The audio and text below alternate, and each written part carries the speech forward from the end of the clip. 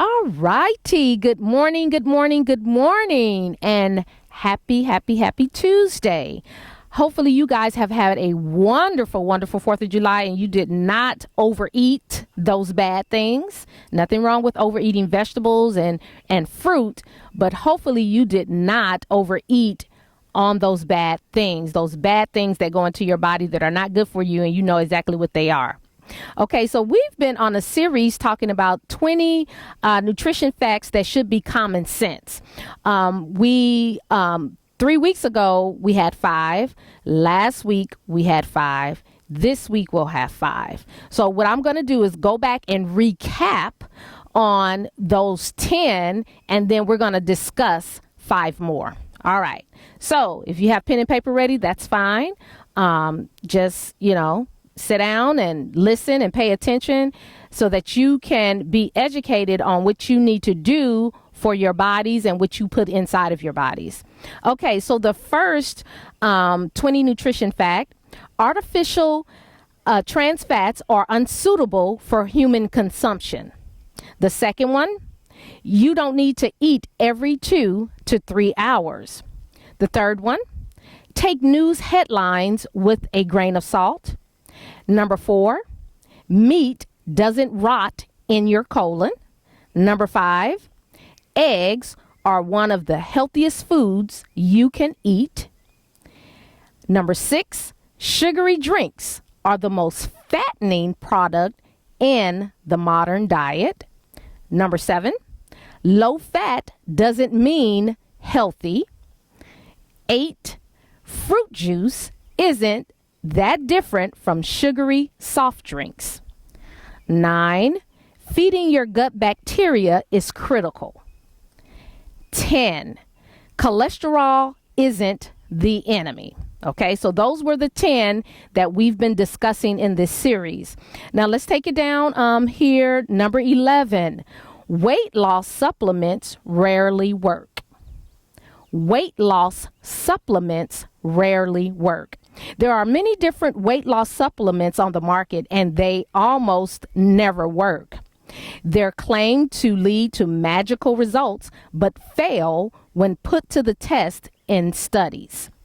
Even for the few that work, like glucosamine, I think I'm pronouncing that correctly, the effect is too small to really make a noticeable difference. The truth is that the best way to lose weight and keep it off is to adopt a healthy lifestyle change. Okay, so that's basically it. If you do that all the time, and then every now and then splurge and eat some of those things, but every day on a continual basis, if you're eating healthy, that's how you're gonna lose weight and maintain your weight. 12. Health is about more than your weight. Health is about more than your weight. Most people focus too much on weight gain or loss. The truth is that health goes way beyond that. Many obese people are metabolically healthy, while many normal weight people have the same metabolic problems associated with obesity. So don't ever think that just because you see someone who is thin that they are healthy, or because you see someone that is and I don't want to say fat, but a little healthy, that they are unhealthy. Okay, because there are a lot of people who are very small who are not healthy, and people who are full figured. I'll say that. People who are full figured and that are healthy. Focusing just on body weight is counterproductive. It's possible to improve health without losing weight, and vice versa. It appears that the area where fat builds up is important. The fat in your abdominal cavity, or belly fat, is associated with metabolic problems, while the fat under your skin is mostly a cosmetic problem. Okay? Therefore, this should be a priority for health improvement. The fat under your skin or the number on the scale doesn't matter as much. Okay, so think about that. So try not to beat yourself up when you get on that scale. As a matter of fact, I don't even weigh myself. The only time I weigh myself is if I go to the doctor and I have to weigh myself because they're asking that we weigh ourselves.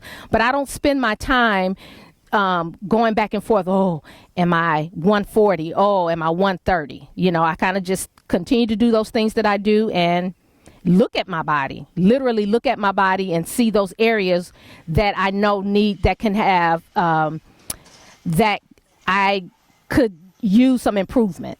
So if I feel like my thighs are too big, I'm gonna work more areas or do more exercises with my thighs. Same thing with my hip area. Same thing with my core area. So I just kind of look at my body to determine how I need to fix certain things. Okay, 13. Calories count, but you don't necessarily need to count them. Calories count, but you don't need to necessarily count them. Calories are important, but obesity is a matter of excess stored energy or calories accumulating in the form of body fat. However, this doesn't mean you need to monitor everything that enters your body and track or count calories. Though calorie counting works for a lot of people, you can do many things to lose weight without ever having to count a single calorie. For example, eating more protein has been shown to lead to an automatic calorie restriction and significant weight loss without deliberately restricting calories. Okay, so think about that, guys. Don't, a lot of people get caught up. Oh, what's on this? What's on this? What's on this? Do what you need to do. Stop eating all of those processed foods and you won't really have to count them. 14. People with type 2 diabetes shouldn't follow a high carb diet. People with type 2 diabetes shouldn't follow a high carb diet. For decades, people have been advised to eat a low-fat diet with carbs making up to 50 to 60% of the calories. Surprisingly, this advice was extended to include people with type 2 diabetes who cannot tolerate a lot of easily digestible carbs like sugar and refined starch. People with type 2 diabetes are resistant to insulin, and any carbs they eat will cause a big rise in blood sugar levels.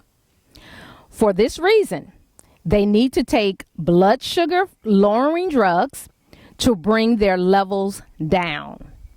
If anyone benefits from a low carb diet, it is people with diabetes. In one study, following a low carb diet for only 6 months allowed 95.2% of participants to reduce or eliminate their blood sugar medication.